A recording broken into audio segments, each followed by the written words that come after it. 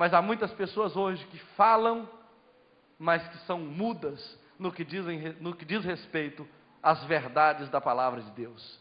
Deus está à espera de pessoas que deem voz à palavra dEle. Há muitas pessoas que acordam de manhã e falam assim: eu estou triste. Hoje eu estou muito mal. Eu acho que eu vou perder o emprego.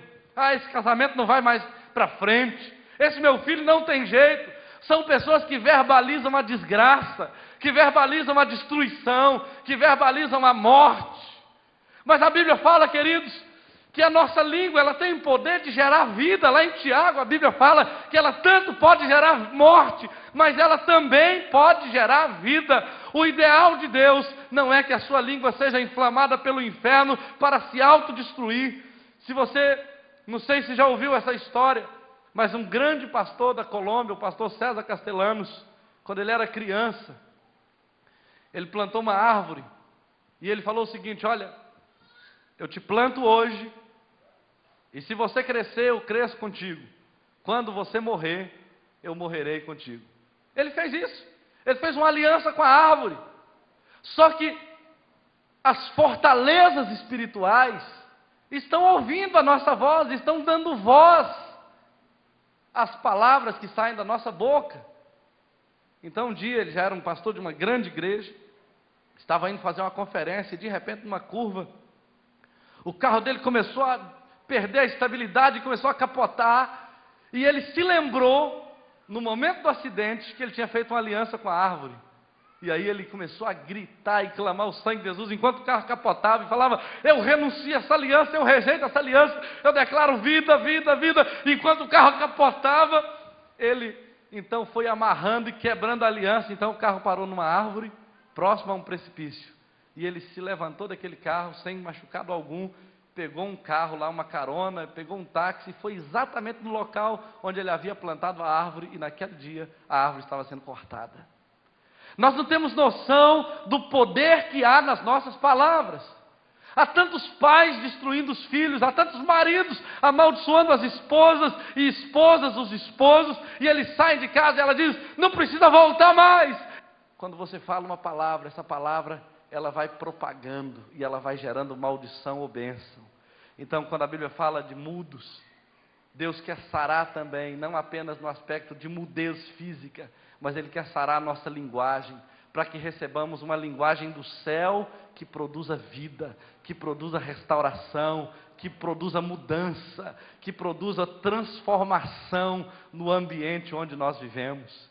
Então a Bíblia fala que vinham a Ele coxos, aleijados, mudos, surdos, e muitos outros doentes, e eram largados aos pés de Jesus, e Ele os curava. Eu descobri, queridos, que não existe lugar melhor para estarmos, senão aos pés de Jesus. Parece que a parte melhor do corpo de Jesus não é o seu rosto, nem as suas mãos, mas os seus pés. Muitas e muitas vezes eu estive aos pés de Jesus chorando, me derramando, me humilhando. Imagino que você também, e tantas outras pessoas que você conhece.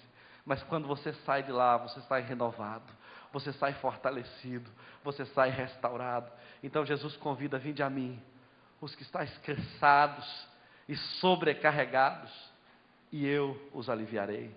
A quem se destina essa mensagem? Essa mensagem também se destina a pessoas que estão procurando respostas, como João Batista, que foi um grande homem de Deus, que fez um ministério de poder, de curas, um ministério que arrebatou as cidades todas a ele, lá no deserto. Era um homem um tanto quanto exótico, vestia uma roupa bem diferenciada para a sua época, comia uma comida bem exótica, mas ele estava pregando à beira do rio, e as autoridades religiosas vinham, as autoridades civis vinham, o povo vinha, e grandes multidões se formavam para ouvir a sua palavra.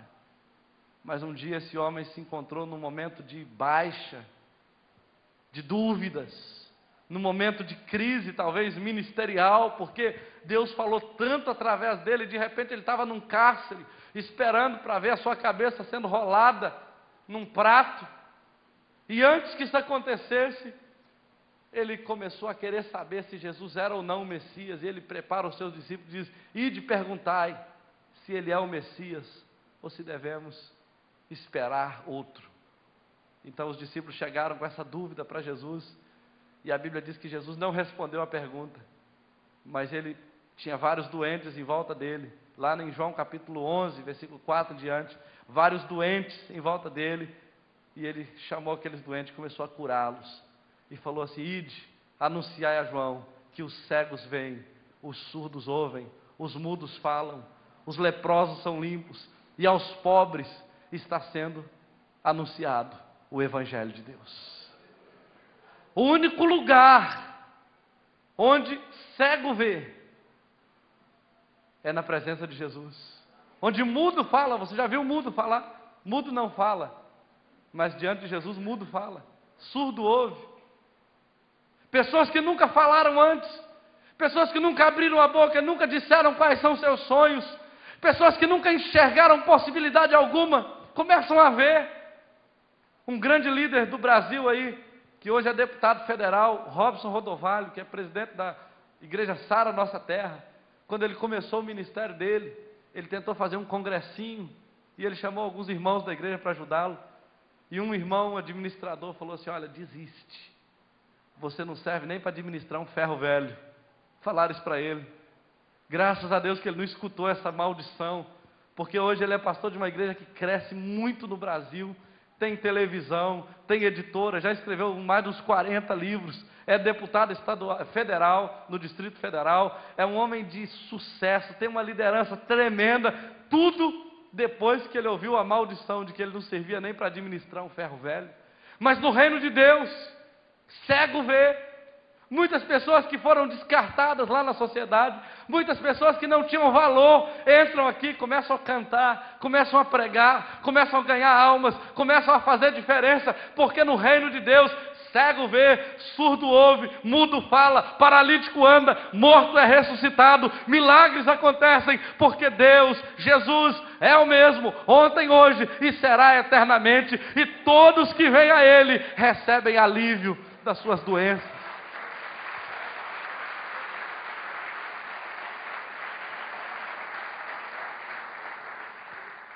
A quem se destina essa mensagem, esse convite também se destina a qualquer pessoa que precisa de ajuda para viver, como aquela multidão. Depois que João morreu, Jesus estava um pouco triste, subiu ao monte com os discípulos, e uma multidão inumerável de mais de 5.000 homens, fora as mulheres e crianças, estava ali à espera de uma palavra de Jesus. E Jesus, sentindo compaixão deles, no final da tarde, disse assim: olha, eu tenho compaixão dessa multidão, porque está comigo o dia todo e não tem nada para comer. E ele falou assim: olha, vocês vão dar de comer para essa multidão. E eles falaram: onde vamos arrumar 200 denários para dar de comer a essa multidão? E Jesus falou assim: o que vocês têm aí? E aí alguém apareceu com 5 pães e 2 peixinhos. Eu quero que você entenda uma coisa, queridos: 5 pães e 2 peixinhos não alimentam uma multidão de 5.000 pessoas. Aquela multidão não foi alimentada de pão e nem de peixe. Aquela multidão foi alimentada de milagre. E é isso que faz a diferença. Há tantas pessoas confiando em dinheiro, em salário, em estabilidade profissional. Há tantas pessoas confiando na despensa cheia, na conta bancária com algum dinheiro, na gasolina que está no tanque. Mas Deus quer que entendamos que o que nos sustenta não é o pão e não é o peixe, mas é o milagre de Deus que nos sustenta a cada dia. São portas que Deus abre, são milagres que acontecem, são livramentos que vêm, são pessoas que Deus usa e vão nos sustentando a cada dia. Há tantas pessoas que têm casas bonitas, mas não têm um lar. Há tantas pessoas que têm dinheiro para comprar o médico, o remédio, o tratamento, mas não têm a saúde. Há tantas pessoas que têm tudo para ter tudo, mas têm tudo e não têm nada. Então não são essas coisas que nos sustentam, mas o que nos sustenta é esse convite gracioso de Jesus que diz: vinde a mim, você que está cansado, sobrecarregado, você que não aguenta mais tentar a sua maneira, vinde a mim